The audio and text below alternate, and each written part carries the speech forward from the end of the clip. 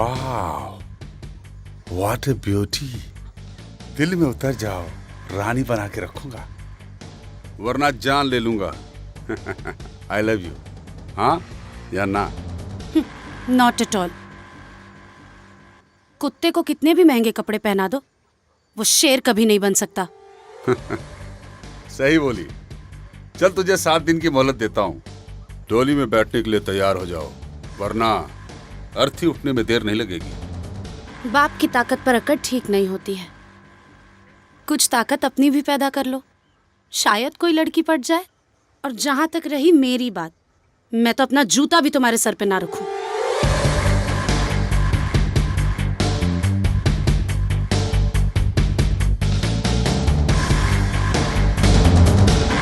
तीखी मिर्ची मिल जाए तो चबा चबा के खाएंगे।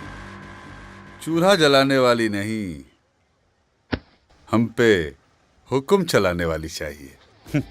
Let's go guys. कौन इतना जल्दी बाकी जान दे उतारू भलवानी जी? निराहु के भाई, हाँ निराहु के भाई, निराहुआ के ब्याह तय कर देनी।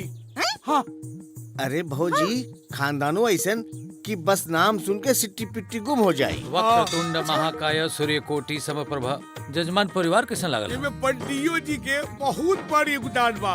अच्छा माने कि रउआ लोगन के पास हमरे बेटा का ब्याह करावे के अलावा कोनो दूसर काम नहीं खे ना? नहीं खे, तू जा सीधे घर जा, हम आवा तारी तोरा से बतियाए। चला जा। नहीं खे। हाँ चिड़किया ढेर बढ़ गइल बा, काटी दे। हटा। हाँ? ए जजमान, आए बुढ़िया ब्याह में दिक्कत ना नु करी? बुढ़िया? माने भौजी ब्याह में दिक्कत ना नु करी है? इतना बढ़िया घर बार ना मिली। ना ना, रउआ चिंता जिल करी, माँ भगवती के आशीर्वाद बा, कृपा बा। ये मिता, हाँ भौजी के मिजाज हमरा को ठीक नहीं बुझा। हम तोरा घरे ना जाए, तूहे दोनों आदमी जा और भौजी के देखा। अरे कैसे करा के गाँव वाला मुखिया बना देलक डरपोक कह के। अरे जा। ठीक बा, जा जा। चली चली चली। बिहाने आ जाइए बाकी। मान ली कि वो लड़की के ब्याह करे खातिर हम रुआ लोगन से कहत तनी, तो आगे चल के कोनो दिक्कत ना नु होई? दान दहेज वाले कोनो बात नहीं है नु? अरे रउआ चिंता जिन करी पंडित जी। अरे ऊ का होकर बापो ब्याह करी, ब्याह होई तो होई। एक बार लड़कों से तो पूछ ली। अरे का पूछ ली? हम ओकर बाप है कि वो हमार बाप है कि हम पूछ ली ओकरा से? हाँ कि ना? अरे बू का देखले बारू, जा बुलावा ओकरा के। खुद ही फैसला कर लेती, तब बक बक करत रहलिन। बस अपने के टाइट रही। बेटा घरे में नहीं खे। अरे गोइल होई कहिया वारागिरी करे है? अरे नहीं खे जी, देखी ना चिट्ठी लिख के गइल बा। देखी ना तनी पढ़ी। पढ़ी तो तनी पंडित जी।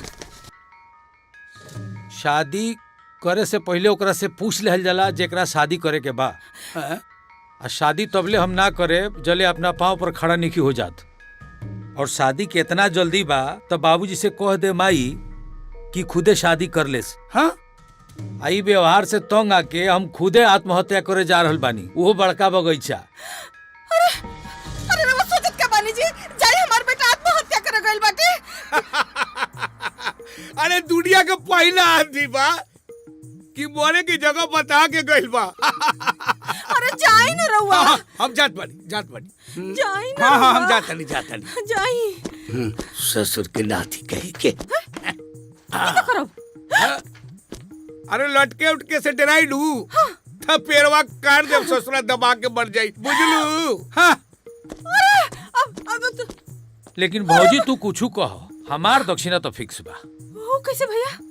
अब शादी होके चाहे श्राद्ध, पंडित के दक्षिणा तो मिलबे करी। महाराज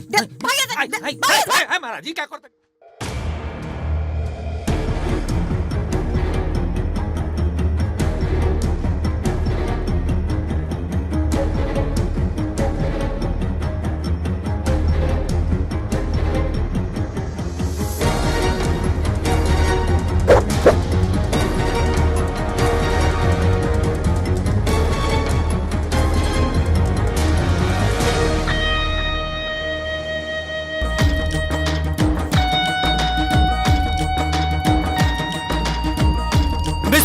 स्टार्ट। सच्चा और हल वाले पार्टनर फांसी लगा ले फांसी।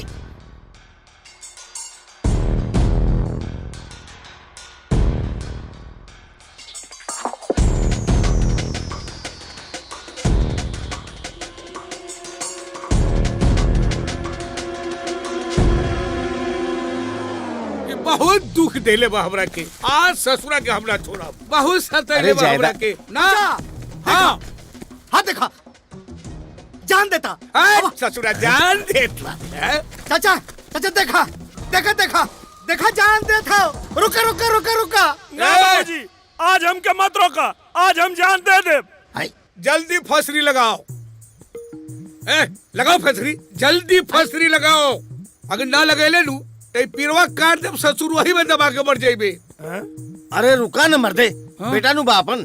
अरे का बेटा आती रही मुखिया, एक से एक खातिर हम तंदुरुस्त लड़की खोजली, पताइयो ही ब्याह खातिर इनकार कर देवेला। देखा देखा है पगलेट बाप के तंदुरुस्त लड़की खोजा तारा पहलवानी करावे के बका। हाँ हाय देखा माँ बुढ़ाड़ी हो गई। अरे घर में खाना क्या बनाई? अरे हो जाए न बिया, रुका न। पगला गेल हो का चाचा?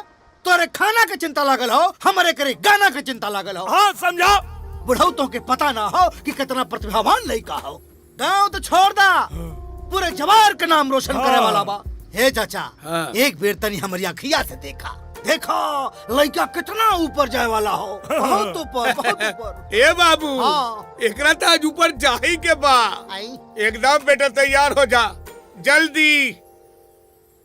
ए लगाओ जल्दी फांसी। अरे जान ले बा, एको पतो खातिर जान ले बा।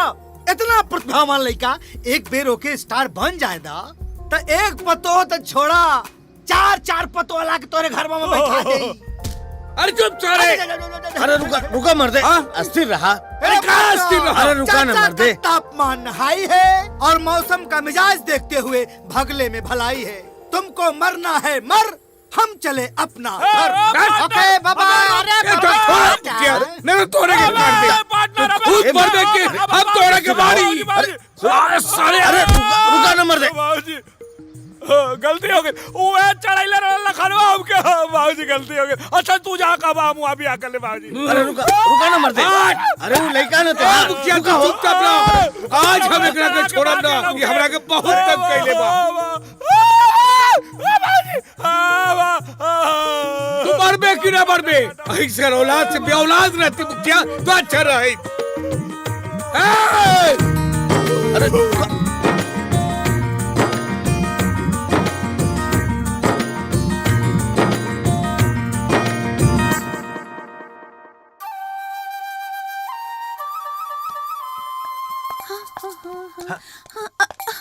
का रबड़ी? कान में कुछ पड़ गया, जरा फूको। इतना रात के कान में तारा फूकी? जल्दी फूको। अरे अरे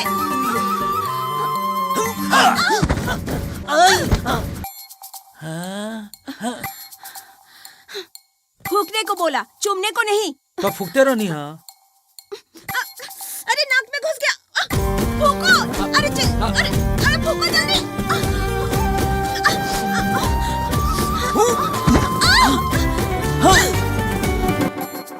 देखो अब हम फूकब उकब ना। लाज नहीं क्या बस, जा तो ना जा, इतना रात के फुकवावे आ गेलू।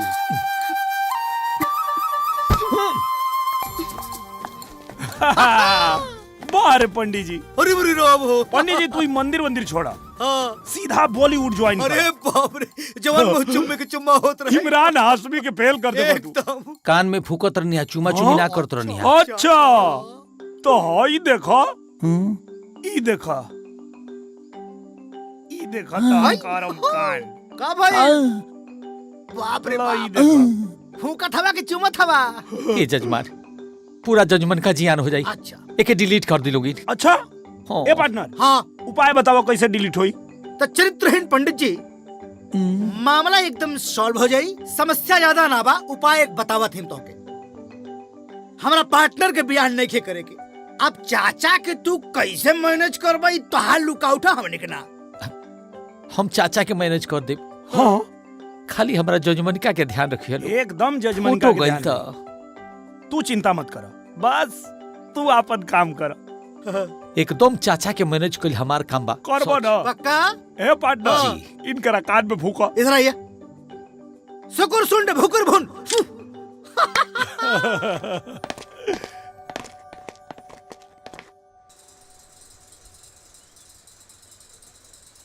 अरे ठीक से पूजा कर ला, मांग ला ऊपर वाला से कि तुहर कुपातर के जल्दी से जल्दी का बियाह हो हो रहल जाए। बा? हाँ, प्रणाम पंडित जी, प्रणाम। प्रणाम।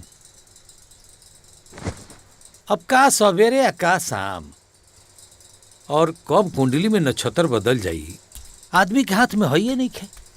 कुशल मंगल बानू।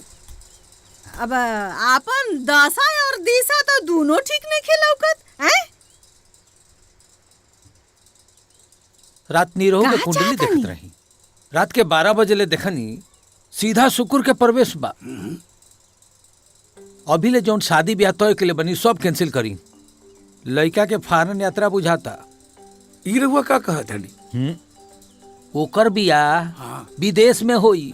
लड़का भले गांव में पैदा भइल बा लेकिन संजोग सीधा विदेश के बन रहल बा। अरे पंडित जी रहुआ ई का बकत बाड़ी? अरे हम आज तक ससुर मोतिहारी बेतिया से आगे सोचबे न कईनी और रहुआ विदेश कहत हनी। लेकिन और वैसे विदेश में कहा? लंदन में। लंदन। अरे जुत्ता सुन, हाँ जुत्ता जुत्ता। अरे तोरा नानी के सांप काटो। मिर्गी तो नहीं खेल बेटा, बाकी एक बात के फूल गारंटी बा, एक जिंदगी में ब्याह कब न होखी। जिंदगी भर रनुआ रही, रनुआ। चुप रही। रवा के का पता पुरुष का भाग स्त्री का चरित्र कब बदल जाए? ये तो भगवान ने के जानत। बिल्कुल। और चाचा जी, हाँ। मान लगा अगर ब्याह फॉरेन में हो गई तो हम का कर सकिला? लड़का से पूछा, हाँ, दूल्हा एकरा बड़े के बाद ब्याह एकरा करे के बाद तो हम का करी? तो सही बात बता दी का पंडित जी? बता दी। जब सब सही हो रहल बा तो फिर झूठ काहेला? दुल्हिया आई हो लंदन से।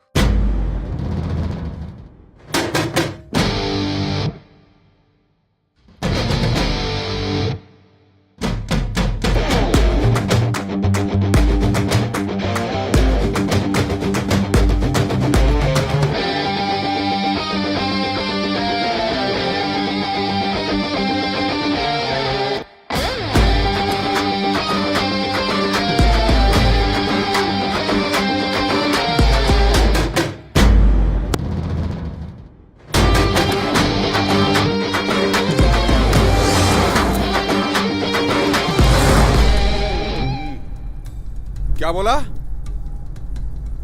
मुझे उसकी लाश चाहिए। देखते ही मार दो उसको।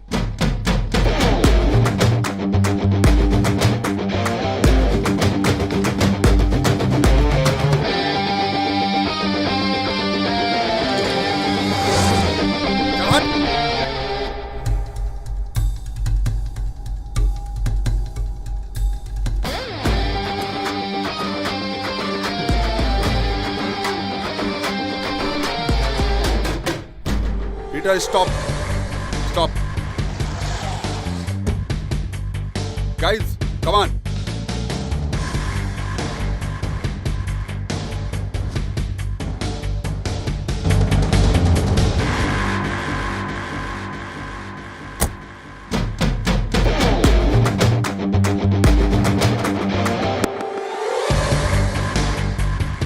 Wow. What a beauty. दिल में उतर जाओ, रानी बना के रखूंगा, वरना जान ले लूंगा। I love you. हाँ या ना? Not at all. कुत्ते को कितने भी महंगे कपड़े पहना दो, वो शेर कभी नहीं बन सकता। सही बोली। चल तुझे 7 दिन की मोहलत देता हूँ। डोली में बैठने के लिए तैयार हो जाओ, वरना अर्थी उठने में देर नहीं लगेगी। बाप की ताकत पर अकड़ ठीक नहीं होती है। कुछ ताकत अपनी भी पैदा कर लो, शायद कोई लड़की पट जाए। और जहां तक रही मेरी बात, मैं तो अपना जूता भी तुम्हारे सर पे ना रखूं।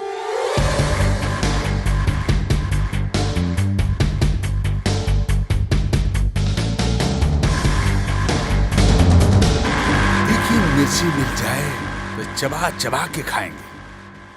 चूल्हा जलाने वाली नहीं, हम पे हुक्म चलाने वाली चाहिए। Let's go guys.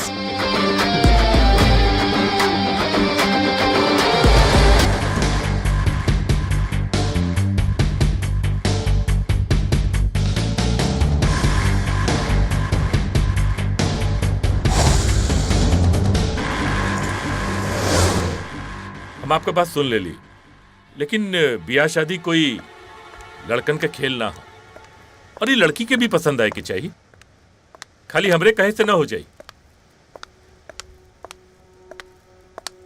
सड़क पर बदतमीज नियर लड़की के छेड़ल ठीक ना हो खेला। के छेड़लस तो रखे उहे अंकल के बदतमीज लड़का प्रभात। ओकरा के छेड़छाड़ ना बेटी, प्यार कहल जाला। वैसे भी बेटा के जीत बाप के शान बा। शादी के दिन तय करी, वरना। बिटिया तू अंदर जा, ले जाए के अंदर, वरना का हुई? वरना ताकत के आजमाइश हुई। अपन बेटी के संभाल के रखी और हम अपन बेटा के। पर ई देश में देसी पहलवान के बा वो पता चल जाए। इस सवाल के जवाब खुद ढूंढी लोगन।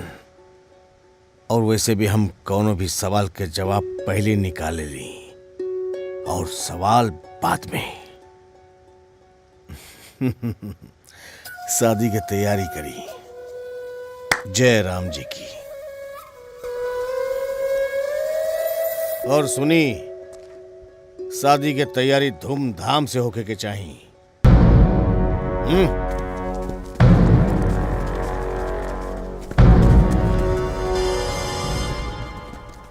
ये नालायक के बेटा हमार दामाद ना बनी, वरना हम बेटी के साथे जान दे देब। तू चिंता मत करा, हर शेर के ऊपर सवा शेर होला। हम ही भैरव का ऐसन काट निकालब कि बिहार के आदमी से तका वहां के माटी से भी डरे लगी। हम विदेश में पाऊं चप्पल पहन के ना, आपन चमड़ा सड़क पर घिस के जमोले बनी। परू हवे के विशंभर सिंह।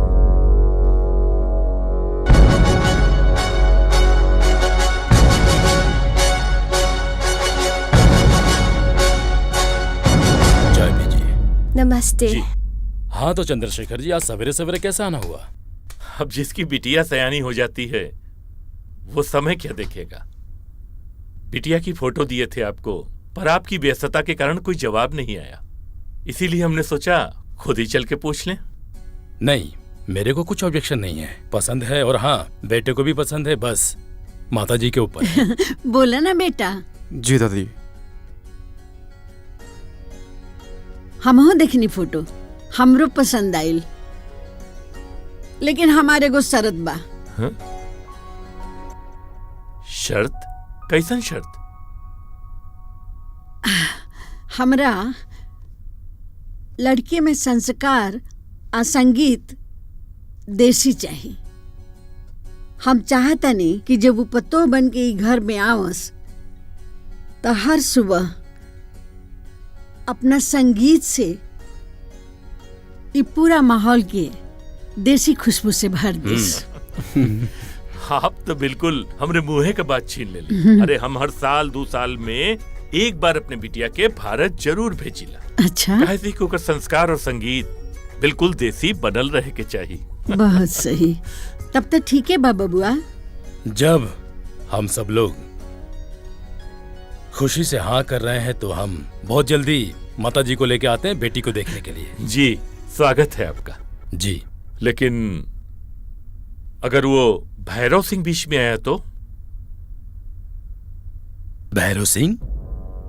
चंद्रशेखर जी, जब किसी के पांव में कांटा चुभता है ना तो कांटा निकाल के फेंक देते हैं, पांव नहीं काटा जाता है। टेंशन नहीं लेने का। ठीक है, हम निश्चिंत हैं। तो ठीक है माता जी, हम चल रहे हैं। अरे चाय तो पी के जाइए। अरे ना, ऑफिस जाने में देरी हो जाएगी। अच्छा, प्रणाम। जी प्रणाम। चलते हैं।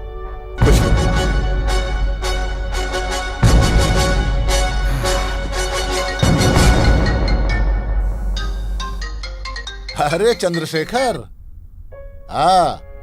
हम भैया प्रणाम। खुश रहा बाबू, खुश रहा। का हाल बा? ना यहाँ सब ठीक बा। एगो खुशी का खबर देवे के बा। हाँ बोला। वो का हो कि हम जूली का ब्याह तय कर देले है। अरे वाह, ये तो बड़ी खुशी के बात बा। बधाई हो बाबू, बधाई हो। मगर भैया एगो शर्त बा। शर्त? अरे नाना, ऐसा कोनो बात नहीं खे।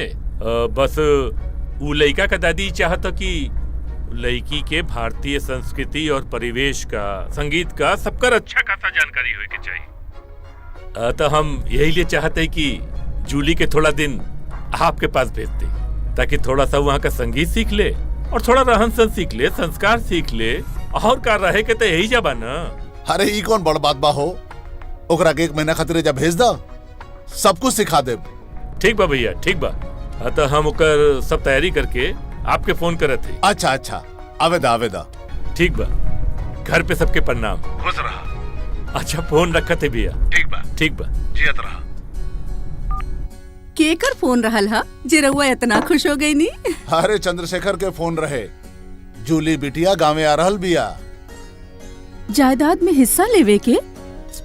अरे भगवान, वो यहाँ संगीत सीखे आ रहल बिया। फिल्म में काम करी है? एकदम दिमाग से पैदले बाड़ू। ओकर शादी तय हो गई बा, आ वो यहाँ संगीत सीखे आ रहल बिया। और एक बात के ख्याल रहे, ओकरा के यहाँ 1 महीना रहे के बा, और 1 महीना के खातिर आपन मुंह बंद रखी है लोग। वो कहे ऐसे चुप।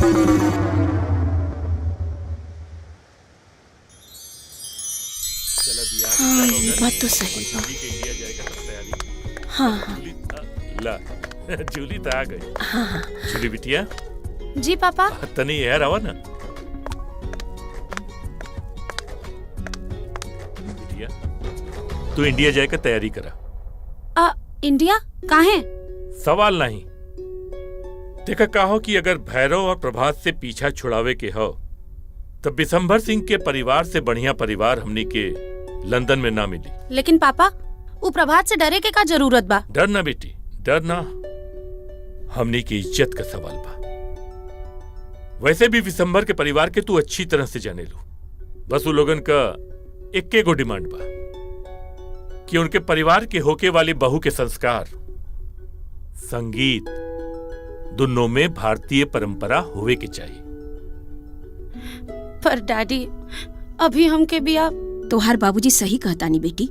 उ राक्षस के पीछा छुड़ावे बदे बाबूजी के बात मान ला। पापा।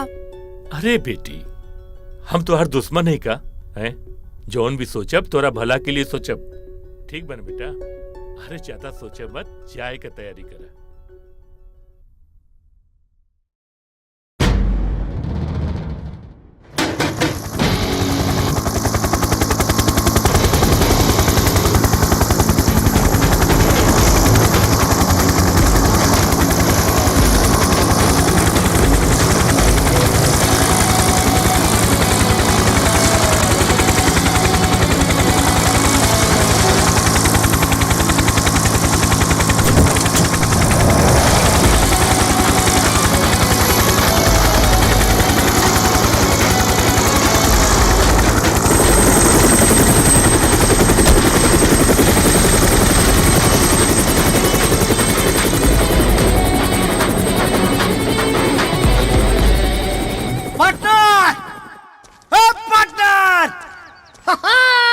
पार्टनर, कैसन चिल्लाता रहा? खेत में भैंसा घुसल बका? अरे महाराज, भैंसा वैसा ना घुसल हो। अरे गांव में लंदन वाली लड़की आ गई बिया। अरे हाँ, दिन में सपना देखल उल्लू अच्छा। के काम हो, आदमी के ना।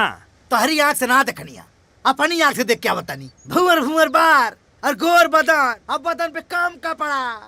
गांव में बवाल मचल हो महाराज। अरे तो का बोलता रे, तोरा समझ में आवता? अरे महाराज, हमारा समझ में खूब आवता, तोरा समझ में नहीं क्या आवत।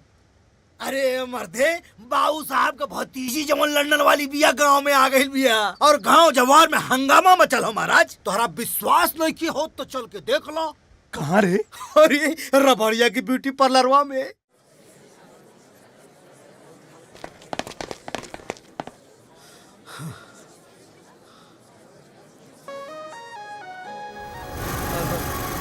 यहाँ तो बहुत लंबा लाइन लगल बारे। तनी धीरज रखा, निम्मन चीज पावे तनी धीरज रखे के पड़ेला।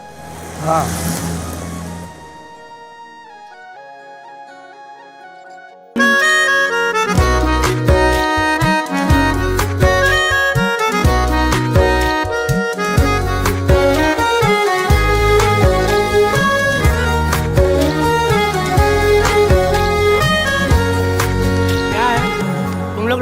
रखा है का?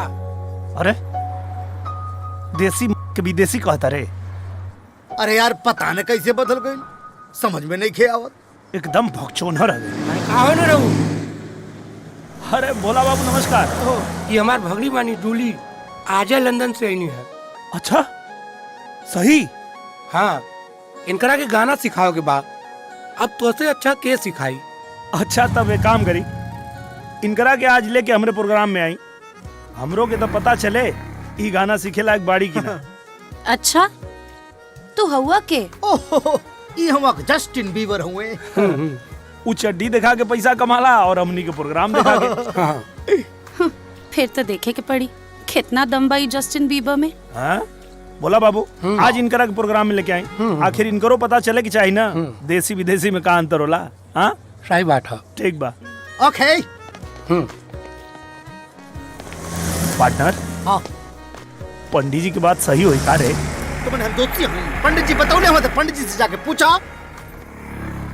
बकचोन अरे अबे अरे क्या ओहो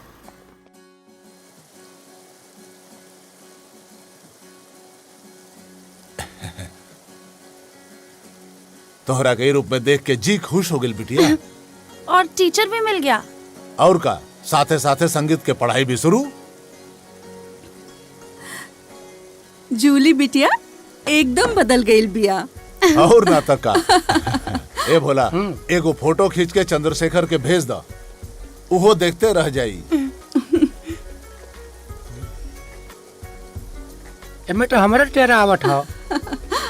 अरे मामा ऊपर एगो बटन हुई, दबाई ना। ई दबावा।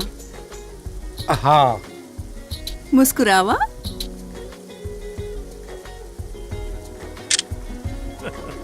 एक बात हम कह देता नहीं आ रउआ सुन ली, हमरा तो बियाह एकदम देसी चाहिए। अपना गांव जवार में जगन होला ना वही न, कोनो लंदन वंदन हमरा ना चाहिए। हाँ खिचला हमरे खुके आवाला बेटा ना आवत। दी हम भेज देता नहीं। पानी पी। एक मिनट, ये देखी बियाहे का बात करत रहनी और गाँव से बिटिया का फोटो आ गई। भैया ये देखिए, इसे कहते हैं हिंदू संस्कार, है ना माँ? देखिए। हाँ देखी देखी फोटो।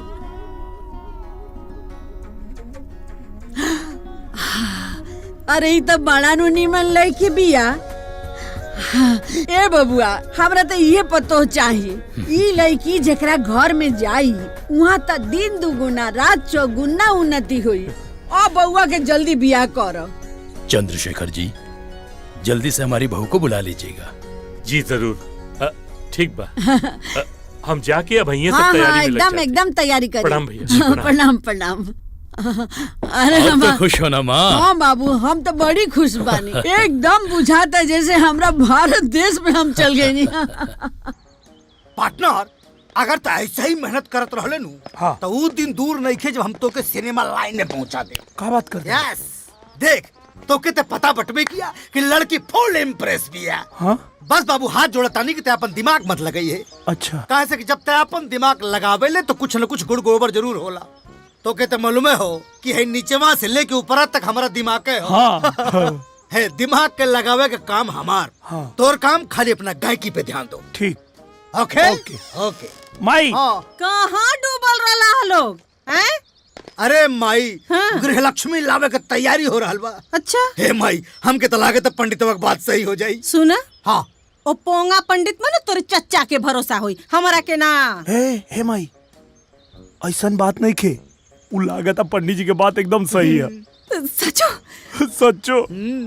अच्छा लेकिन ये बेटा एक बात बता, अगर तोर बिया हो लंदन वाली से हो जाए तो करे वो भोजपुरी बोली की अंग्रेजी रे?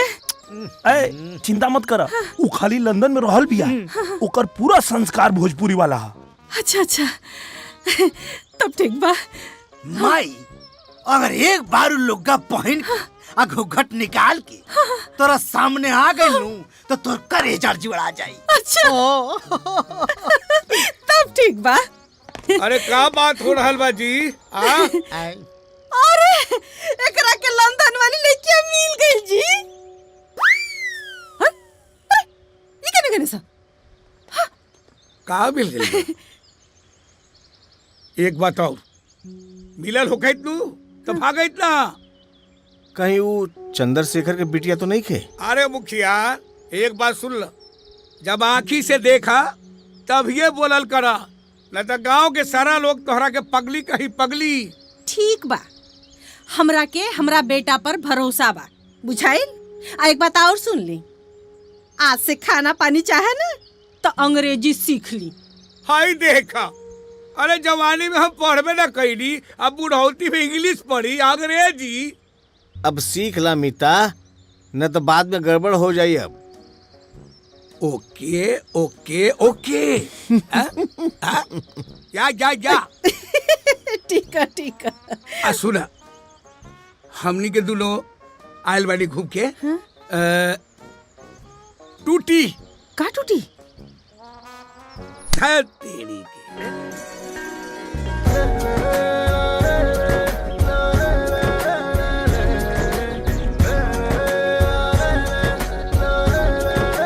का देखा तारा बेटा? माई, हाँ? तोहर होखे वाली पतो लंदन से आयल बड़ी। अच्छा। ए माई, अरे अभी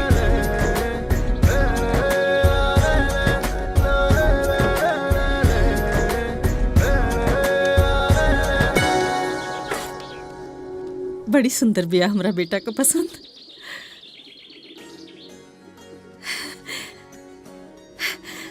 सगुन का अंगूठी है, निकलिया मत, असगुन हो जाए। कैसन अंगूठी? का पसंद? पता बा हमरा के कि तोरा के लाज लागता, बाकी हमरा के कुल पता बा, बेटा हमरा के बतौले बा। के बा अपने के बेटा?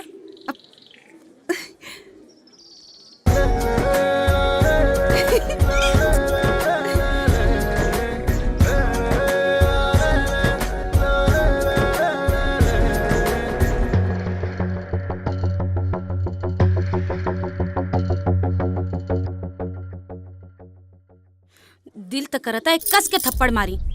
कहे? 2-4 दिन तो से हंस बोल के बात का कर लेनी, ओकर ई मतलब समझ लो तू। हमार शादी तय हो चुकल बा, मेहरबानी करके अपन नजरिया बदल लो, वरना अगर हमरा परिवार के लोग के पता चली ना तो तोहर नजर निकाल ली है। नजर निकलला के बाद भी हमरा आंख में तोहरे तस्वीर नजर आई।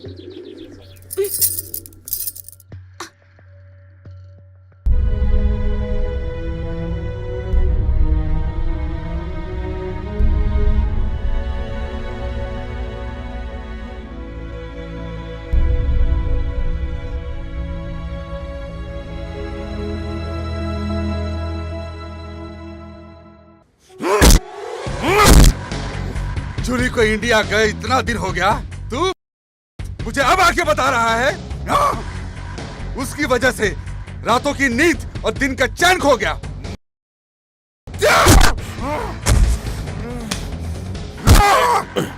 मैं तेरा बाप हूँ, बाप। इसी बात का तो रोना है। जूली इंडिया चली गई और आप बेटा, वो सिर्फ इंडिया चली गई है, इस दुनिया को छोड़ के नहीं गई है। अगर वो साला बिसंबर आज बीच में नहीं आता ना, तो जूली तुम्हारी गोद में लेट रही होती। वो बिसंबर भी ऐसा वैसा आदमी नहीं है, शेर है शेर। और शेर जब बुढ़ा होता है ना, तो उसकी ताकत का अंदाजा करना मुश्किल हो जाता है। मेरी बात समझ में आई कि नहीं? हैं? तो फिर एक बात कान खोलकर सुन लीजिए, जूली मेरी गोद में नहीं, दिल में बैठी है, दिल में। और मेरा दिल शेर और कुत्ते में फर्क नहीं मानता। जूली नहीं मिली तो जलजला आएगा, और उस जलजले में चंद्रशेखर और विशंबर को ढूंढते रह जाओगे।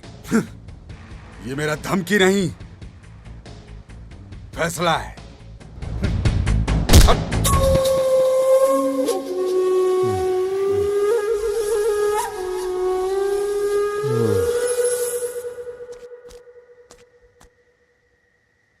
का भेल रे? मुंह लटका के कहाँ बैठल बड़े? कुछ ना यार। अरे तो कुछ बोलबा कि मौनी बन के बैठल रहबा? अरे यार जूली की शादी तय हो अरे गई। तो शादी तय भइल बानू, भइल त ना बा। अरे तो दूसरा के खेत में लात डालल भी तो ठीक नहीं खे। अब मान ले खेत करम जरुआ निकलल तो गर्म जरुआ मतलब? कभो कभो कुछ लोग सरकारी खेत के भी छेक के आपन कहे लगेला। कोशिश करे में का जाता महाराज, आई हम चाहे जाइला बेदा आई।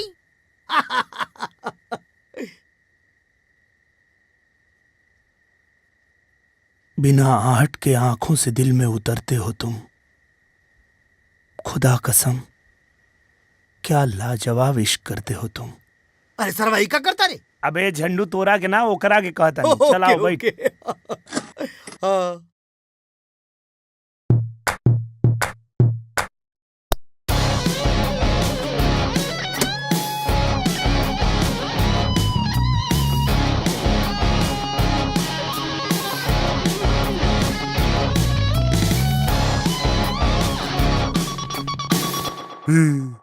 प्रणाम ससुर जी।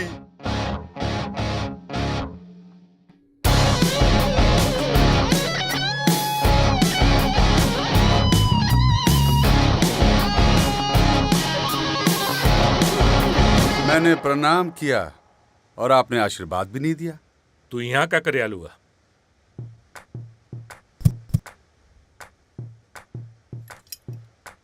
मैंने सुना जूली को आपने इंडिया भेज दिया।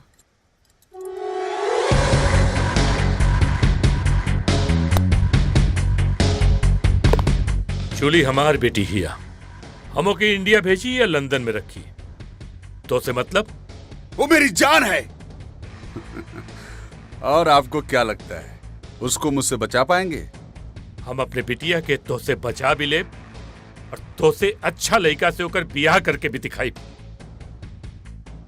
जूली की शादी कब और किसके साथ होगी ये तो समय बताएगा।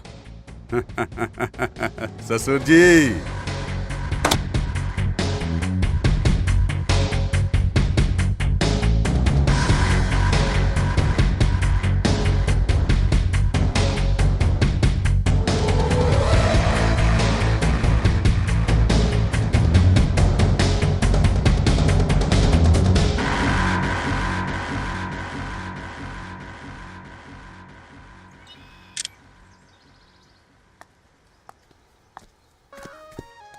अरे हटा हमरा फोटो के बीच से। अरे हमार फोटो खींच के अपना दिल से चिपका ला।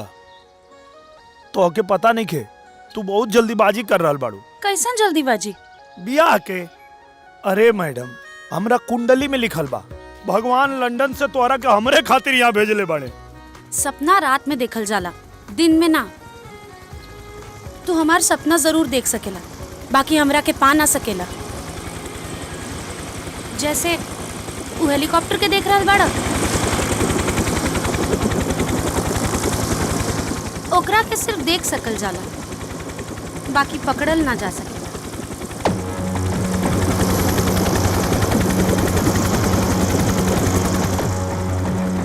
हाँ? अरे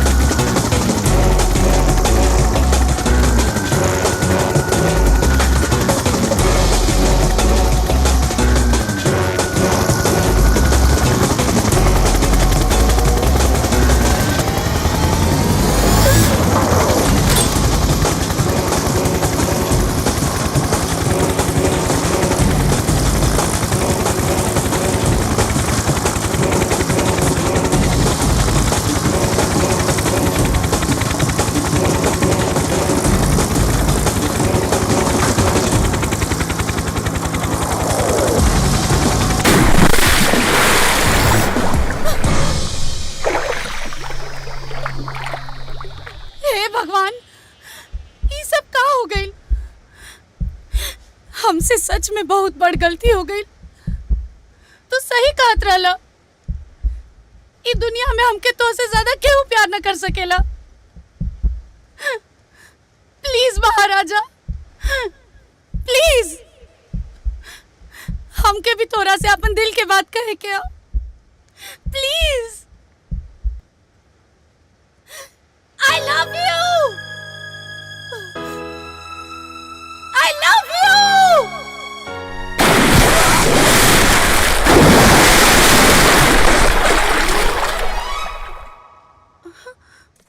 नमस्कार विशंबर बाबू।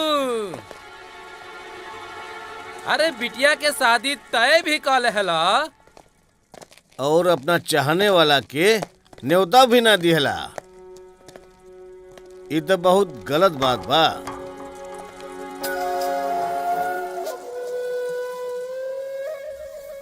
क्यों बे, तेरे को पता नहीं है? खबर बराबर वाले को दिया जाता है। खैर, जब कोई नौकर बिन बुलाए आ जाता है ना, तो उसे उसके मालिक की पगड़ी का वजन पता चलता है। पगड़ी संभाल के रखो, हवा का रुख बदल रहा है। आपकी जो पगड़ी है ना, उतर जाएगी तो आपके सर का असलियत पता चल जाएगा। चुप, आवाज नहीं। दिसंबर ने तलवार पकड़ना छोड़ा है, लेकिन आज भी खून से मोहब्बत करता है। बेटा, तनी शांति रखा, पर खून में ये उबाल बरकरार रखा। पर ध्यान रहे कि हमनी के ई धंधा यह बिशंबर बाबू सिखौले बाड़े। तो जूता उतार के सर पे रख लूं? देखिए ससुर जी, मैं आपकी बेटी से प्यार करता हूं। बेटी उसी को मिलेगी जिसके हाथ में ताकत हो और पिछवाड़े में गूदा। शाबाश, अच्छा संस्कार दिया है तुमने अपने बेटे को। शादी में तो बलि नहीं चढ़ता है, लेकिन ये शादी सब लोग याद रखेंगे,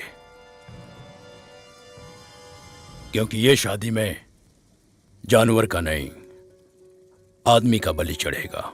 वो तो वक्त बताएगा।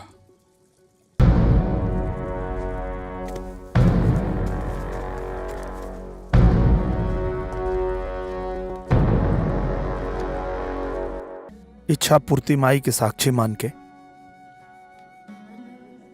हम तोहरा के आपन बनावता नहीं। यहाँ जौन कुछ भी मांगल जाला सब पूरा होला।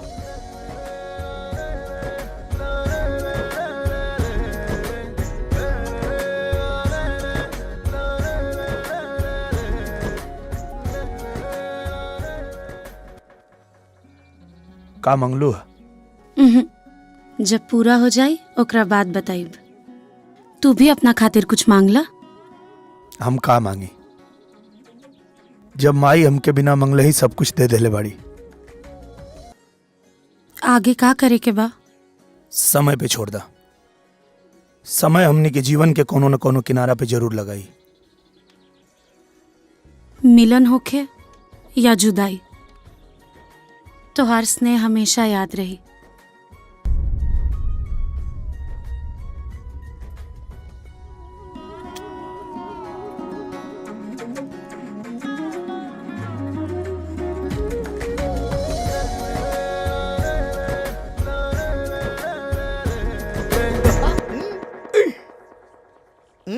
का पार्टनर, लगा तो लंदन का लड़की संग्रामेपुर रह जाई। कुछ कहो। हाँ। हमार भविष्यवाणी एकदम। हे पंडित जी, भविष्यवाणी ना, अंधेरा के हाथे बटेर लग गए हो। अरे जायदा, पता ना कब सरस्वती माई केकरे जुबान पे बैठ जाए। हाँ, ई तो हो। चिंता मत करा, ब्याह के ठेका तोरे के मिली।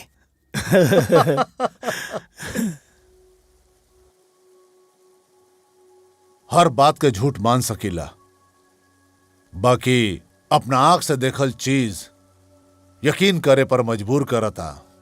और मजबूरी ना, चंद्रशेखर जीजा जी के पगड़ी के निरहुआ के डूटा के नीचे लेके जाई। ओकर चिंता अपने के करे के जरूरत नहीं है। पापा से हम बात कर लेब।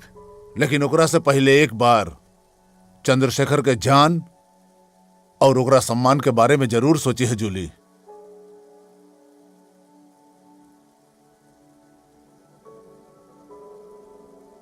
अरे कहाँ?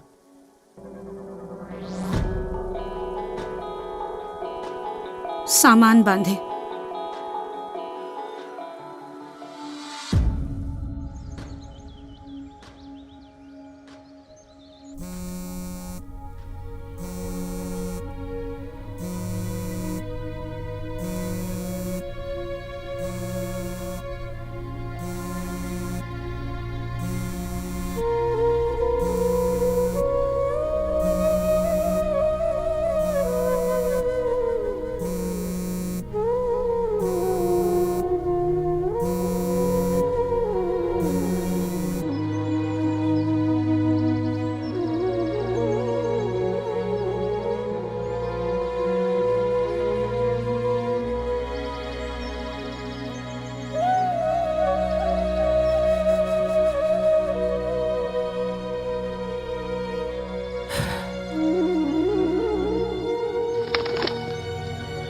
हाँ भाई पार्टनर, काय बहुत परेशान लगा तेरा। अरे यार ई का तरीका है, इतना देर से फोन मिलावता नहीं, फोन नहीं क्यों उठावत?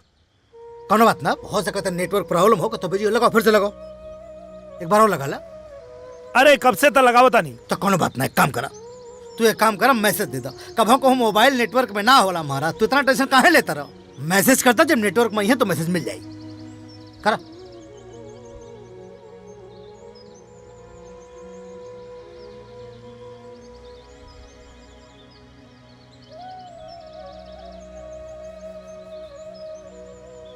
बस कॉल में अर्जेंट हो गई, कर दो।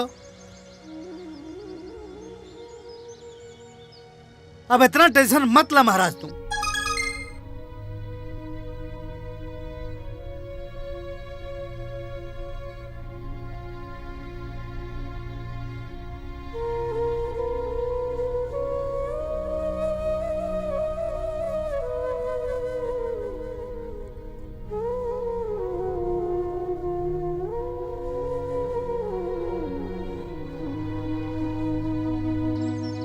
ला, तेरे मैसेज का जवाब आ गई। हाँ आ गई।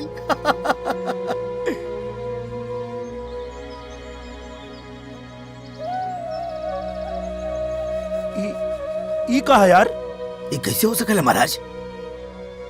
प्यार नहीं करती हूँ मतलब? ई कहा?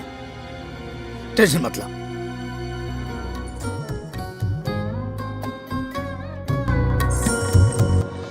चल तुझे 7 दिन की मोहलत देता हूँ, डोली में बैठने के लिए तैयार हो जाओ, वरना अर्थी उठने में देर नहीं लगेगी। लेकिन पापा, वो प्रभात से डरे के का जरूरत बा? डरना बेटी, डरना हमनी की इज्जत का सवाल बा।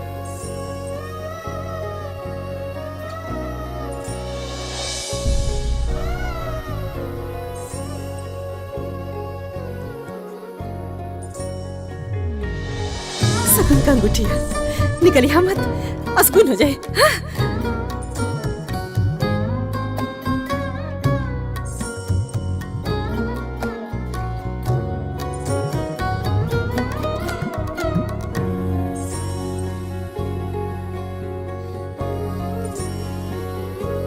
ठीक से जइया बेटा, और वहां पहुंचते ही हमके फोन कर दिया।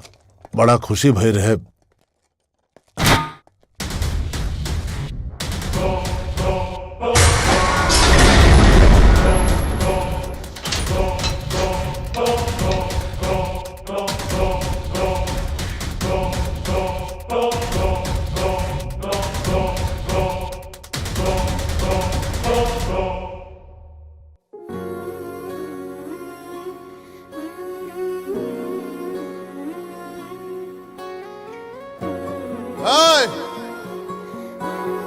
ई फाटक के अंदर ना आवे के चाहिए, और अगर आवे के कोशिश कैलस या आ गईल तो हाथ पैर तोड़ के फेंक दिया लोग।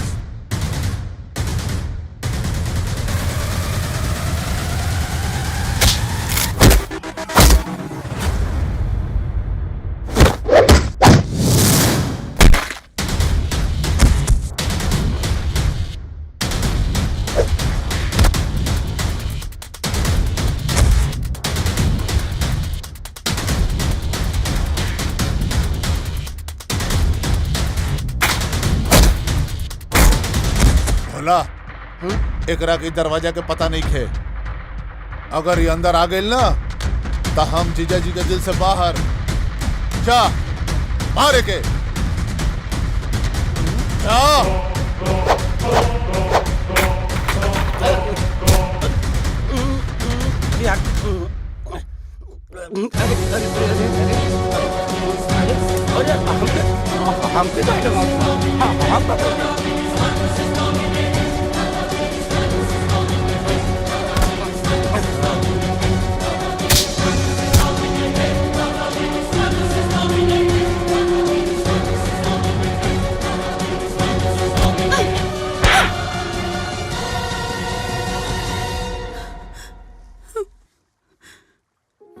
जूली ई कहा मवाली पना के जवाब। हमरा दीवानगी के मवाली पना के नाम बता। जिंदगी दाव पे लगौले बा ना तोरा दीवानगी खातिर हम अपना परिवार के जान दाव पे ना लगाई। जिंदगी ठीक बा तो एक बात याद रखिया, जीवन एक मिलल बा, वो तोहरा ऊपर निछावर कर दे। या तो प्यार परवान चढ़ाई या तो तोरे चौकट पे मर जाए। आशिकी लोग याद रखे वो काम कर जाए। राय एकरा कितना मारा सन कि एकर आशिकी के भूत एकरा देह से पसीना ना खून बन के बाहर निकले।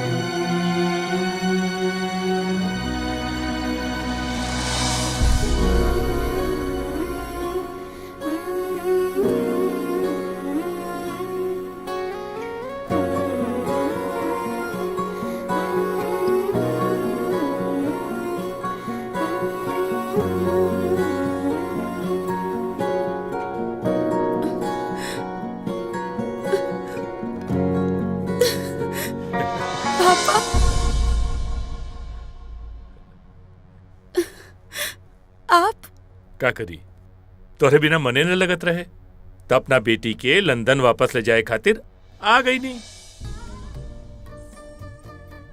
और का चंद्रशेखर जुग जमाना ठीक नहीं खे। सड़क के ढूल कब सर के ऊपर चढ़ जाई आदमी सोच भी नहीं सकला।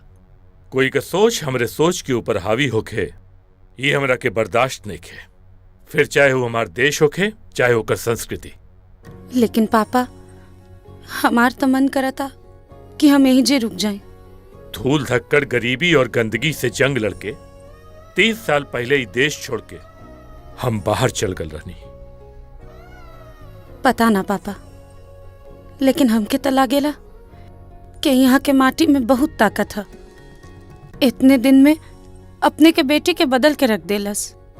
एजा के हवा पानी हर चीज एक अजीब सा सुकून दे रहल बा। बाकी जैसन अपने के आदेश। बात के समझा चंद्रशेखर, जबाने कर बा बाकी बोले उ निरहुआ के बोल रहल बिया। अच्छा तो चला चल के ओकरा से भी मिल लिहल जाए जो एक झटका में हमारे बेटी के हमरा से छीने का कोशिश कर रहल बा।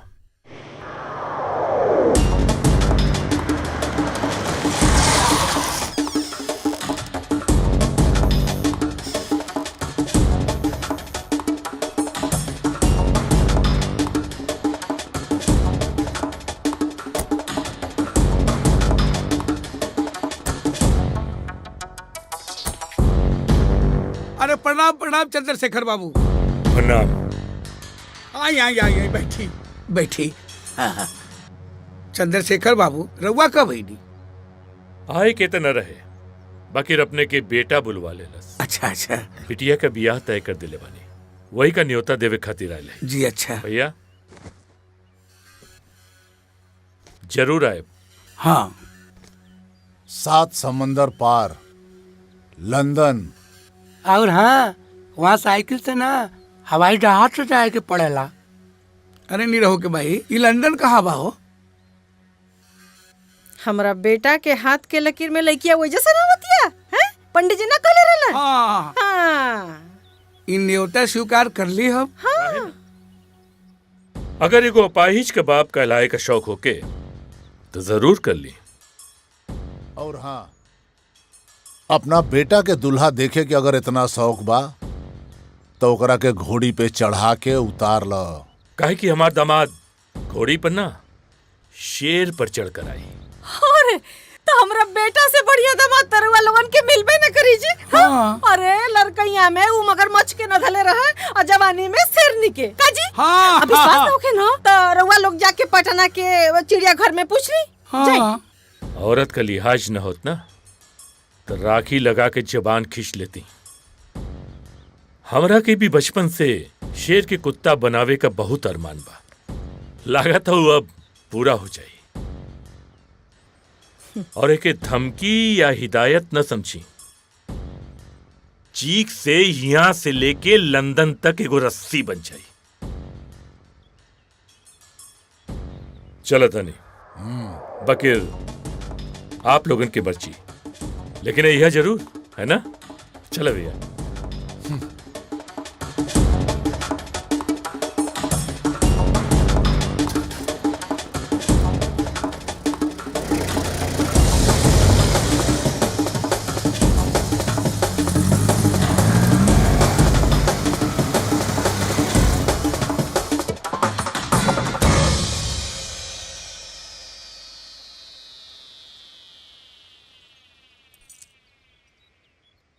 के रहल बाबूजी? कुछ नहीं बेटा, बस तोहर ससुर आला ना अन्यथा देके बिना चाय पानी कैले ही चल गई ना। ऐसे भी बेटा बेटी के बाप बेटी के घर के पानियों न पिएला, काहे कि पानी पिए से नर्क में जगह मिली। जीवन के फैसला करे में तो हम कमजोर पड़ गई नहीं। आज हम फैसला कैले बानी दिल दिमाग दोनों से। बोल बेटा, पूरा करबे? बोली बाबूजी। ई जमीन जायदाद बेचे के कहे न पड़ जाए, बाकी सिर्फ और सिर्फ हमरे घर के पुतो उ चंद्रशेखरा के बेटी बनी।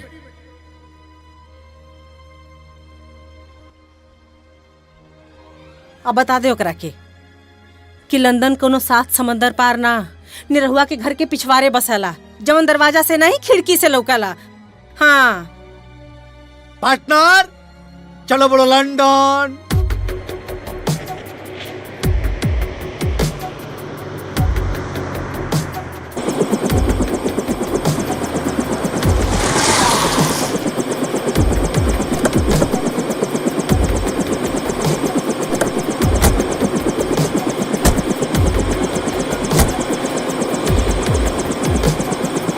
चलो बेटा, यहाँ ले चलाई।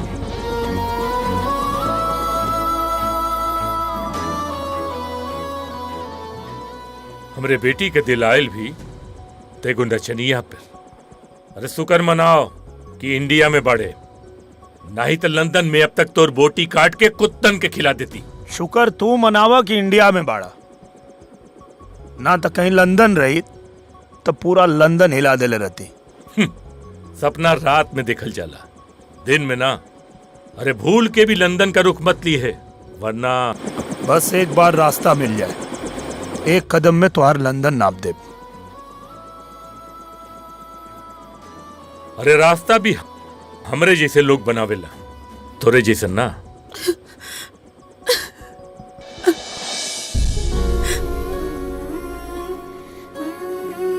जूली, का चिल्लाता रहा? हमरा कुंडली में लिखल बा कि हमार दुल्ही लंदन से आई। तो अपन देह मजबूत कर ले, 1 लाख टुकड़ा कर दे। 1 लाख ना, 1 करोड़ टुकड़ा करबा तब वो इनका के हमरे दिल से ना निकाल पाइबा। और हाँ, एक बात याद रखा, मंडप दुनिया के कोनो कोना में बनाला तो हर दमाद तमई बनब। जूली चला। हाँ हाँ चलो चलो। हम तो हर इंतजार करब।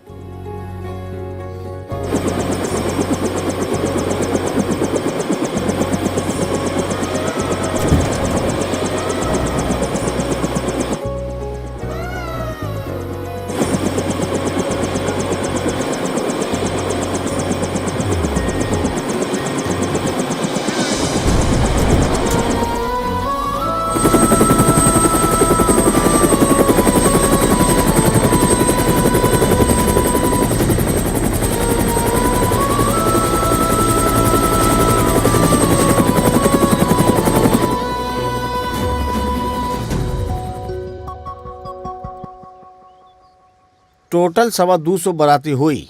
350। सबके बरात में बोलोले बानी, लंदन जाए के पैसा कहाँ से आई? हमन के सूट सिए के ऑर्डर दे दिल बन जा।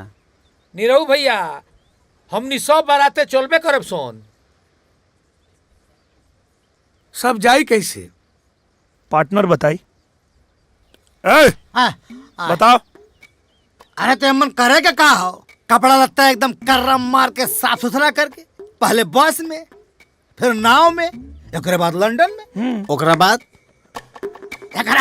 पूछ क्या होता नहीं। अरे केकरा से पूछे जाता ना। अरे छोड़ा, सब के ऊपर आती चली, तू लोग चिंता मत करा, बस अपन अपन पासपोर्ट बनवा ला लोग। ऐसे पासपोर्ट बनवावे में खर्चा कितना आई? 1500 रुपया। पासपोर्टवा तो खैर बन जाई, लेकिन एक बराती के लंदन जाए आए में खर्चा कितना पड़ी? एक बराती के आवे जाए रहे खाए में 2.5 लाख रुपया के खर्चा है। 2.5 लाख? करे बेटा, जब तू एक बराती पर 2.5 लाख रुपया खर्चा करबा तो ये लोग नेवतवा कितना करी हैं?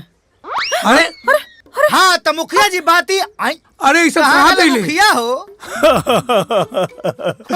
गई लोग न्योता की व्यवस्था करे।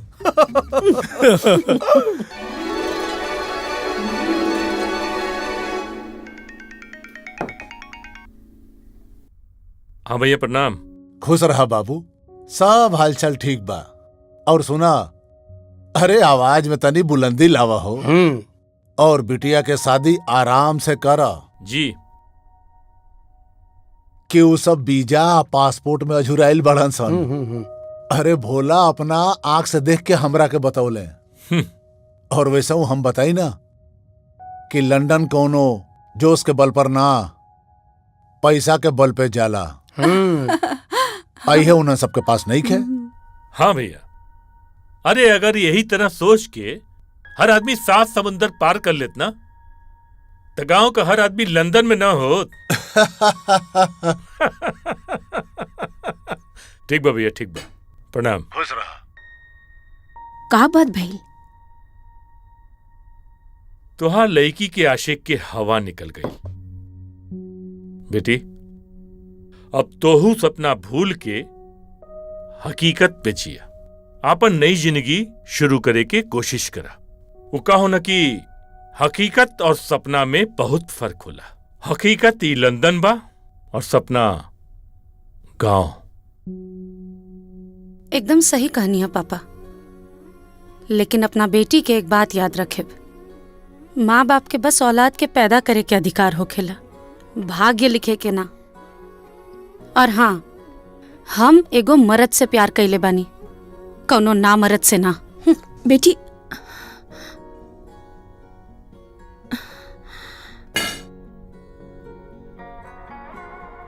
देखा तू टेंशन मत ला, हम सब सेटिंग कर दिले हैं। ठीक बा भाई, 2 दिन में पासपोर्ट मिल जाई। अच्छा ठीक।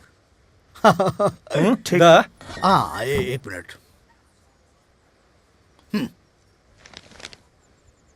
और ये गिना मत, बाद में देख लिया। हाँ ठीक बा, 2 दिन। नमस्कार, प्रणाम। अब महाराज तुम्हें काहे गिरौले हवा? परसों पासपोर्ट मिल जाए, बस लंदन जाए खाओ। फ्रॉड ना ना महाराज, तू सबके हमारे कैटेगरी में काहे जोड़ा यार? हाँ साहब, कैसे करके वीजा करवा दी साहब, हमारे पार्टनर के जिंदगी के सवाल है साहब। साहब हाथ जोड़ता नहीं, ज्यादा तो ना हो पाए, गरीब आदमी है, बाकी थोड़ा सा रख ली साहब, करवा दी बस। आप बस पासपोर्ट लेकर आइए, वीजा लगाने का काम हमारा है। अरे thank you sir, thank you. हो जाएगा, धन्यवाद हो जाएगा। सर। फोन देख, फोन देख। Hello Julie. अच्छा, अरे तू चिंता मत कर। हाँ, आज बात होगी साहब से, 2 दिन में पासपोर्ट आवता, ओकर बाद वीजा लग जाई। हाँ ठीक बा। चलो बोलो लंदन।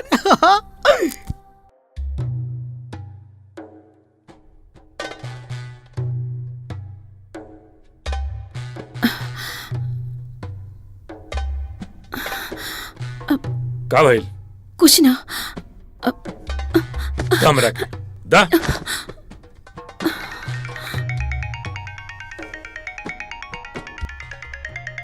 हाँ हेलो।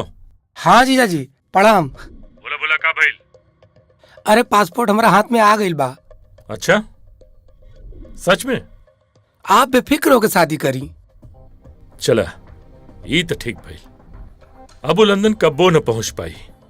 अरे अब सारा रास्ता तो बंद हो गई बा, ओकर ना पहुंच पाई। ठीक बा।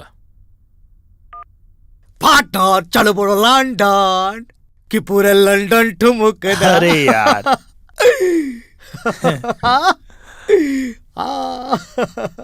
आ गए। हाँ भैया फटाफट पासपोर्ट निकल, हम लोग बहुत जल्दी हो।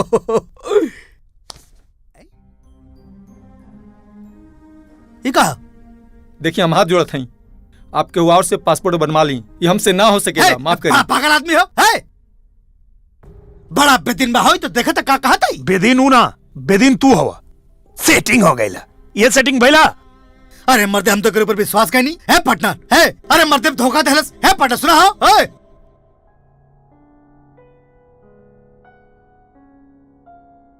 जूली बेटा का बात बा? माई के साड़ी काहे लौटा देलू? पहन ले एक रखे। देखा बिटिया, बिजम्बर अपने परिवार के साथे तोरा के देखे वदे आवत अड़े। बचपन से तोहार हर बात मननी, तोहार हर इच्छा पूरा कईनी। ई तू का करत तारू? हमारे को छोटा सा बात न मनबू? तो के विश्वास न होके तो फोन करके पूछ ला। सच और झूठ के परछाई पर से पर्दा हट जाए। पूछ के अपना विश्वास के कमजोर करे के नहीं चाहत पापा। पिता के मर्यादा पति के सम्मान से कहीं बड़ा होखेला, लेकिन हमरा यकीन पे भी रहुआ ताज्जुब करब, काहे कि हमरा पता बा कि चमत्कार बेर बेर ना, लेकिन कब्बो कब्बो तो जरूर होखेला। एकर मतलब कि हमार तजुर्बा आज टूट जाई। एक बच्ची के बचपना और बुजुर्ग के तजुर्बा में जैसन तो हर बच्ची।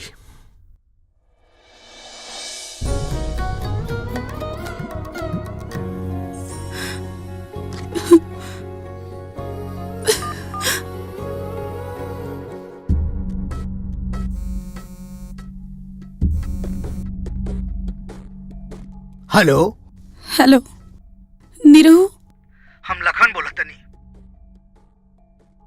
ऊ कहाँ बाड़े? सब खत्म हो गई भाभी, सब खत्म हो गई। पासपोर्ट खातिर हमने पैसा देले रहनी और वादा भी कैले रहलस कि पासपोर्ट बना देब, लेकिन अचानक पता न का हो गई कि कहलस कि पासपोर्ट ना बन पाई। हमने जितना कोशिश हो सकेला सब कैले नहीं भाभी जी, लेकिन अब लागत ताकि कुछ ना हो पाई। अब कहा बताई, टूट चुकल हो, हमार हिम्मत नहीं की क्यों करे लगे जाई।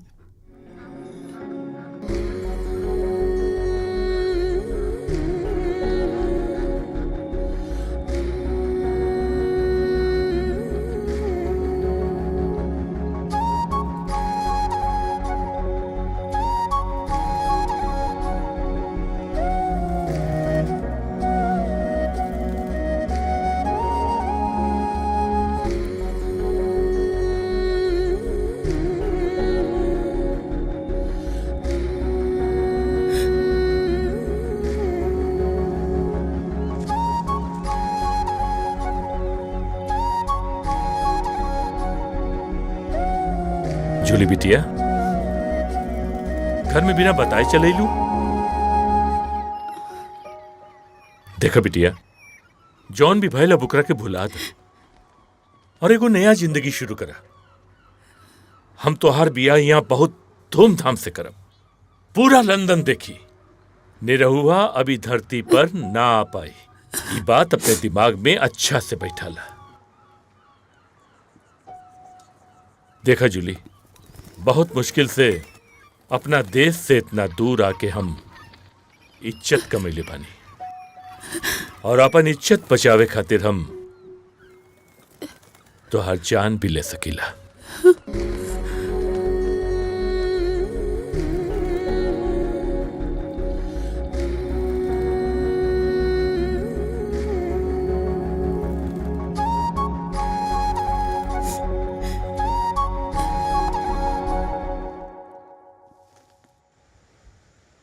सुन बे, जूली मेरी है, समझ रहा है ना? हाँ, जूली मेरी है, जूली मेरी है, जूली। बेटा, बेटा, ये सब क्या है? इसे प्यार का नशा कहते हैं बाबा। हाँ, हट हट। Look at me Prabhat, look at me. एक इतनी सी लड़की तेरे लिए बड़ी हो गई बाप के सामने है? घंटा का बाप, जो बाप अपने बेटे की छोटी सी हसरत पूरी नहीं कर सकता, काहे का बाप बे? हैं? काहे का बाप? हाँ बेटा छोड़िए, जाइए, कल जूली की मंगनी है, जाके आशीर्वाद दे के आइए। और कुछ तो कर नहीं पाएंगे ना?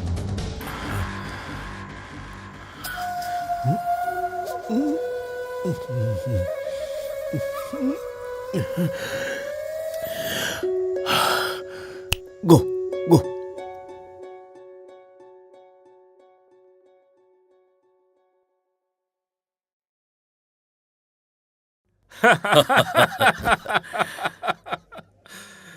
प्रणाम माता जी। प्रणाम प्रणाम। आपके भारतीय संस्कार, संस्कृति, समाज पसंद बना। हाँ। तो हम भारतीय समाज के हर आदमी के अपना पार्टी में बुला ले बानी, जी। और खुद भी भारतीय परिधान में बानी। हाँ। I like it. Thank you. अरे वाह, रउआ तो बड़ा नीमन लगता नहीं। अब बुझाता कि हमनी के भारत के हैं जा। हाँ। बैठी। ना, हम बाद में बैठब, पहले हमरा पत्तों के बुला दी। काहे ना, अब ही बुला बतानी। तनी जूली के त ला, बिटिया तो खुदे आवतिया।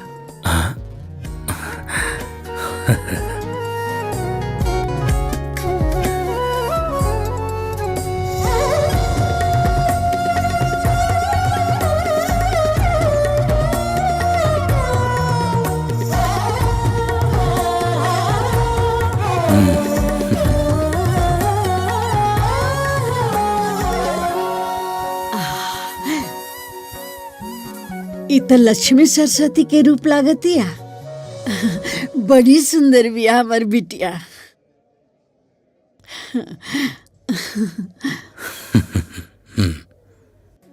केहू के नजर ना लगे के। माता जी, तब मंगनी के रस्म शुरू करल जाए। हमरो बहुत जल्दी बा कि मंगनी जल्दी हो जाओ, लेकिन ओकरा पहले गाना बाजे के इंतजाम कैले बनी। वो तो जल्दीबाजी में हम कुछ न कर पैनी, बाकी पियाहे में अच्छा सा इंतजाम जरूर कर दे। चंद्रशेखर जी, उसका टेंशन मत लीजिए। मंगनी का गाना बजाना मैं ऑर्गेनाइज कर चुका हूँ। आओ बेटी, बैठा। बैठिए आप लोग।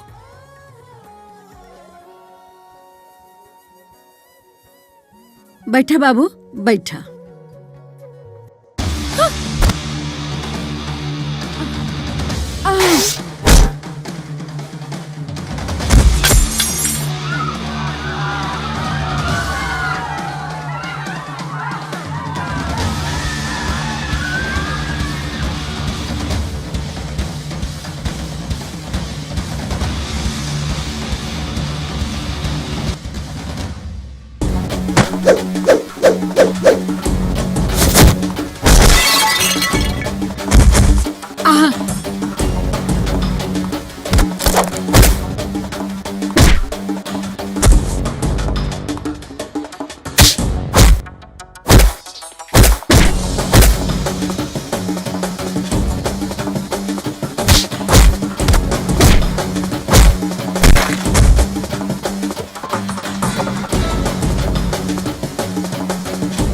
तू यहाँ? शाबाश शाबाश मेरे भोजपुरिया टाइगर। नाच गाने के साथ साथ फाइट भी अच्छा कर लेते हो। धन्यवाद सर। यही से तक कहे नहीं कि हीरा के पहचान जौहरी ही करेला। अरे हम तो ई लड़का के एक नजर में ही पहचान लेनी कि ई हीरा है, हीरा भोजपुरिया हीरा। देखला देखला हो, नाचे गाँव में तो निपुण बटले बा, आ तहरा लंदन के लखेरन के का छक्का छोड़ा दिलसिया। वाह वाह वाह रे हमार बाबू।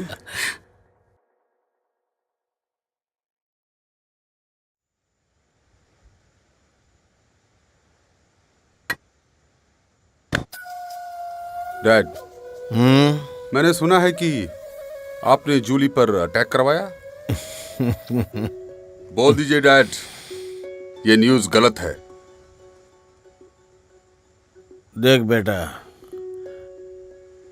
इस दुनिया में तुझे सिर्फ वही एक लड़की मिली है क्या? उससे भी ज्यादा खूबसूरत लड़कियां हैं इस दुनिया में। तू किसी पे भी उंगली उठा दे, मैं कल सुबह ही तेरी गोद में ले आके रख दूंगा, समझा? डैड, आप समझते क्यों नहीं? मैं उससे प्यार करता हूँ, और जूली जैसी इस दुनिया में कोई भी नहीं।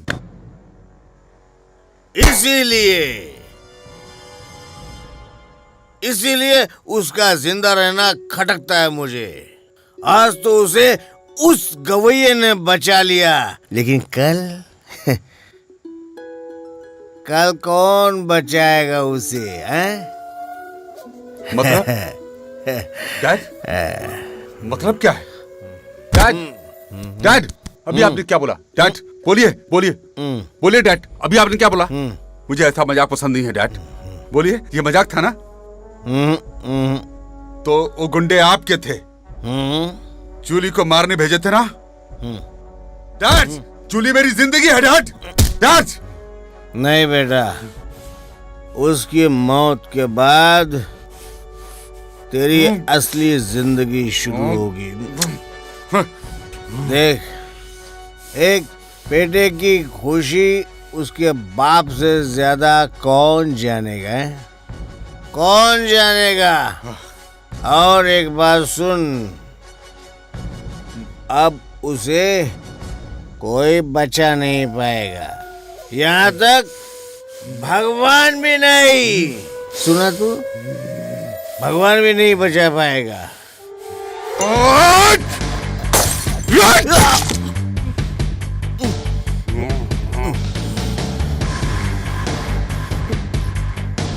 बेटा, वो मेरी जिंदगी है, आप जान लेते तो बाप को मारने का इल्जाम बेटे पर नहीं लगता। Good bye dad. Love you dad.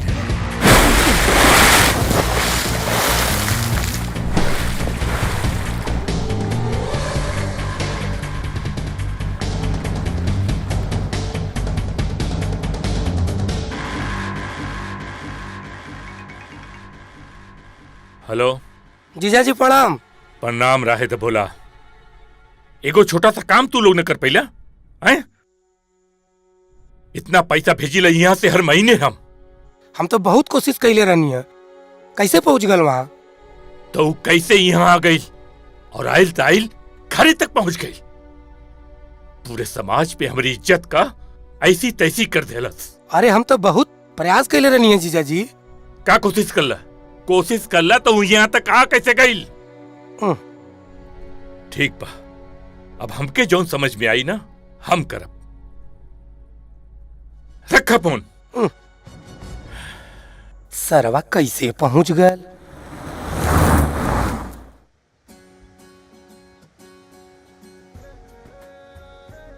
का बात है, इतना जल्दी में काहे बोलो? बात ई बा कि मम्मी डैडी कुछ काम से घर से बाहर गए बाड़े। का बात करता रू? अरे छोड़ो, हम तो सोचनी है कि तोरा के लंदन घुमा दी।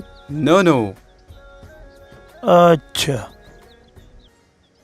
तुम दोनों को लंदन में घुमाऊंगा, इसी बहाने इनका कर्ज तो थोड़ा कम हो जाएगा। चलो लंदन में घुमाता हूँ।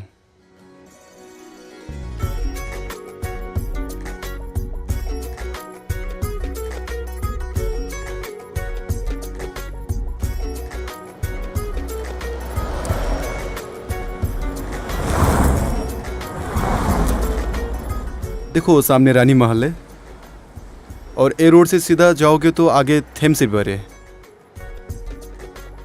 अरे मैडम, धन्य हो गए आपके दर्शन पाके। अरे तुम्हारे चक्कर में कितने को मारूं ये बताओ यार। तुम्हारी सगाई जिससे भी हुई हो, शादी मुझसे ही होगी ना। और जो भी बीच में आएगा उन सबको मैं मार दूंगा। मैं किसका बेटा हूँ मालूम है? अपने औकात में रह के बात कर। शादी मेरे साथ ही होगी। शादी तो मुझसे ही होगी। एक मिनट रुको भाई। अभी तक मैं यहाँ पे इनके हिसाब से गाने बना के लाया था। इनकी शादी होने वाली है, अब आप बोल रहे हो आपकी शादी होने वाली है। तो अगर आपकी शादी इनसे होने वाली है तो अभी बता दीजिए, ताकि मैं फिर उस हिसाब से गाने तैयार करूं। हाँ, और नहीं तो क्या। आप लोग डिसाइड करो भाई, मेरा गाना वेस्ट हो जाएगा ना। आप लोग बताओ कौन कर रहा है। शादी तो मुझसे ही होगी ना। मैं बोलता हूँ मुझसे ही होगी। अरे बच्चा तू शांत हो जा, शांत। पहले अपनी शकल आईने में देख। शादी मेरे साथ ही होगी, मंगनी हो चुकी है तो मेरे साथ ही शादी होगी। अपने औकात में रह के बात कर, ज्यादा दिमाग मत हटा मेरा। अबे बकवास मत कर, हट बे। हाँ हम ठीक बानी। हाँ वो ठीक बाड़ी। हाँ घूमे आइल बानी जा। और छठ पूजा की तैयारी चलता कहाँ है? ओ अच्छा, कोनो बात ना, तू अपन ध्यान रखा। हाँ चला ठीक बा, चला बाय। का भइल?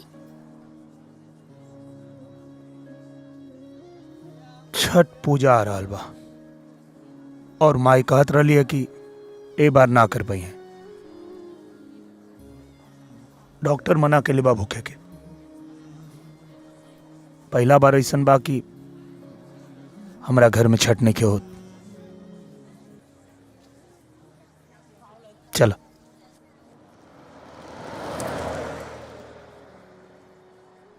का भाई?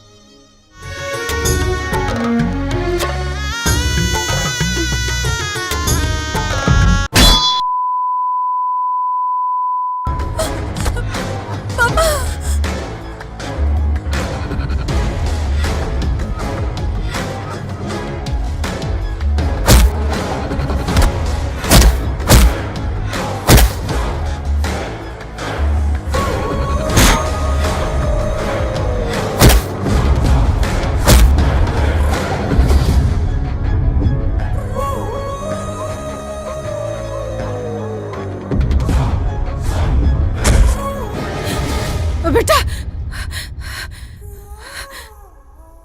बेटा का भेल भाई? आप हमारी बात कराइए पापा। हमारा बेटा संकट में है। सब ठीक हो जाए, कुछ ना हुई, तू शांत रहा। बेटा संकट में। फोन उठाओ।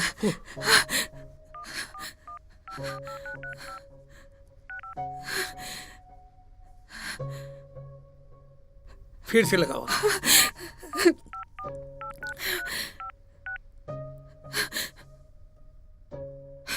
नहीं खेला कर। बाहू के लगावा। हाँ लग गई का?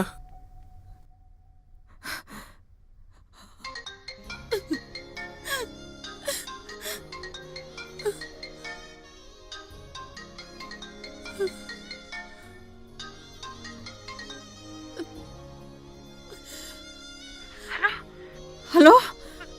अरे अरे अरे हेलो। अरे दुल्हन, तू रोवत काहे बाड़ू? का भइल? सब खत्म हो गई माँ जी। पता ना हमके कुछ समझ में नहीं किया आवत हम का करी। हमार बेटा कहाँ बा? उनके गुंडा लोग उठा के ले गए। हमार बेटा कहाँ बा? हम छठी माई के व्रत कैले बानी, लेकिन पता नहीं सन कौन चूक हो गई कि ये सब सजा मिल रहल बा। कुछ न होगी, बस तू एक काम करिया, तू व्रत के पूरा कोनो भी कीमत पर पूरा करिया। कुछ न होगी हमरा बेटा के, हमार बेटा जरूर लौट के वापस आई। हाँ, तू बस तू व्रत के कोनो भी कीमत पर पूरा करिया बेटा, ठीक है? हाँ, कुछ न होगी बिटिया, धीरज रखिया।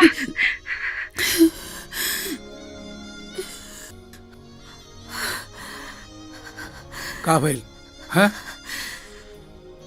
का भइल हमरा बेटा के? कुछ नहीं हमरा बेटा के, कुछ नहीं हुई हमरा बेटा के। ठीक बा, हमारा बात के जवाब छठी माई दी है। हाँ, हाँ, छठी माई जरूर दी दी है। है छठी माई।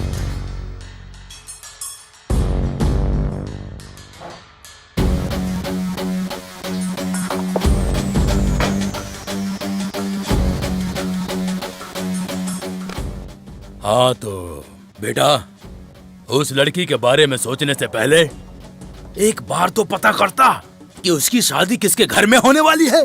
बिशंबर, बिशंबर जिसके पांव के नीचे पूरा लंदन दबा हुआ है। और तू सुना था कि जब गिदड़ की मौत आती है तो शहर की तरफ भागता है, लेकिन तू तो लंदन ही आ गया।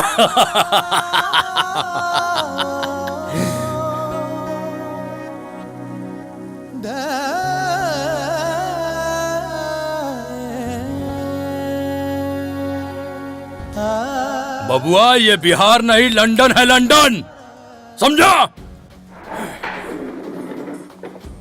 Hey guys, finishing him off, throw immediately outside. Quick!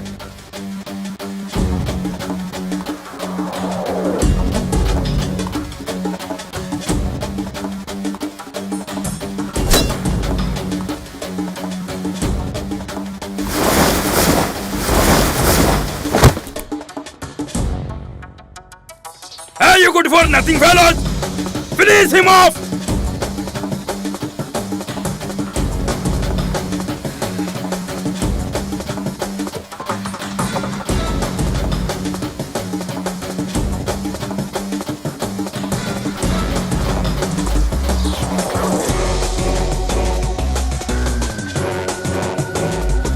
Finish him off!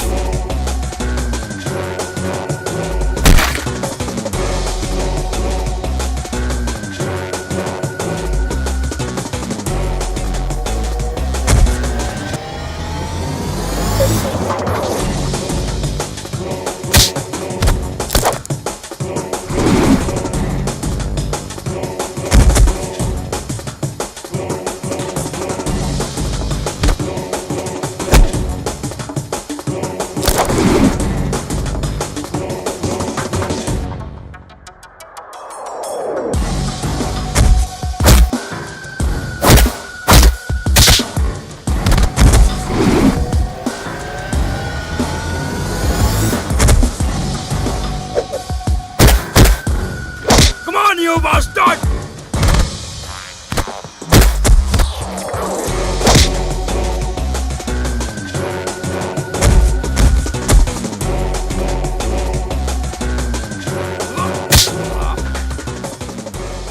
क्या बोले थे? यह बिहार नहीं है, लंदन है। लंदन हो या बिहार, हम रिश्ता निभाते हैं। गलती से भी किसी ने बेटा कह दिया तो जान दे देते हैं, लेकिन हाथ नहीं उठाते हैं।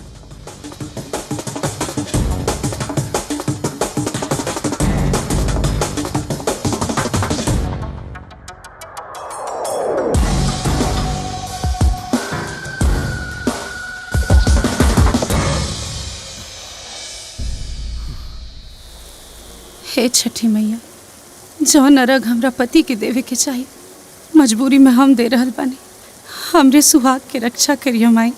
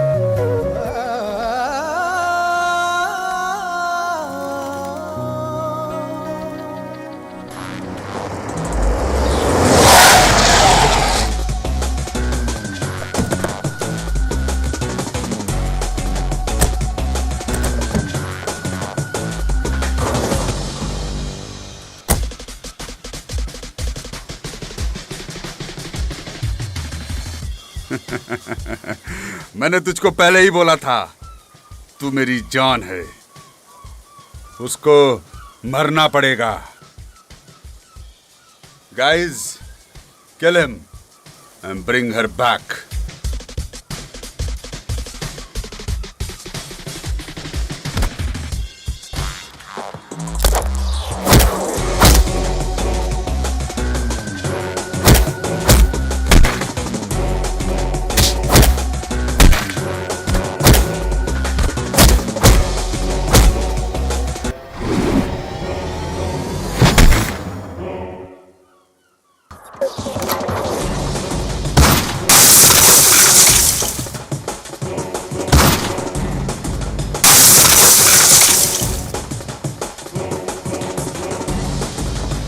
You black ships, catch them!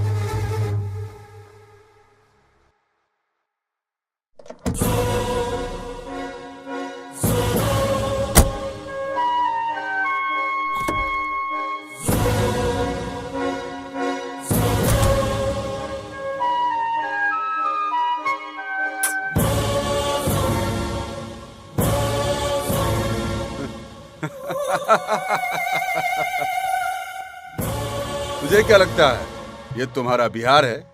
नहीं, ये हमारा लंदन है। तुझे क्या लगता है तू मेरी जान को लेके भाग जाएगा? और मैं बेटा, हमारे नाम नहीं रहुआ। अगर हम भागे पे आ जाएं तो इंग्लैंड की महारानी के लेके भाग जाएं। ये तो हमारी रानी है। Guys, please kill him.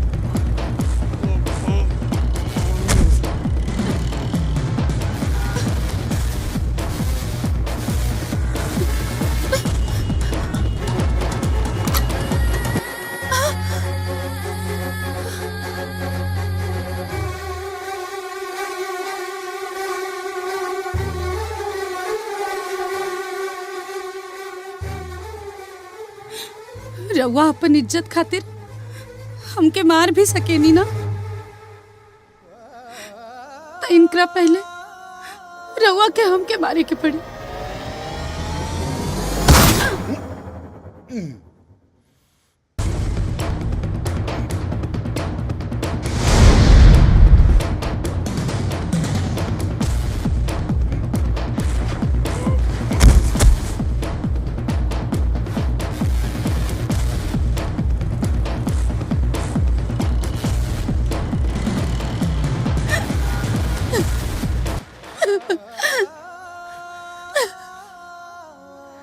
हमके माफ कर दे बिटिया।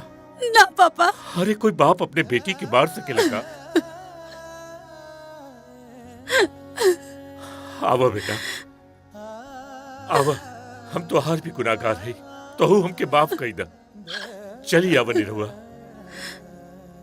हमरे बिटिया खातिर तो से अच्छा वर कब्बो न मिल सकेला। अरे सच्चे प्यार के आगे तब भगवान भी झुक जाला। हम तो एक बाप है, तू लोग जहां भी रहा हमेशा खुश रहा।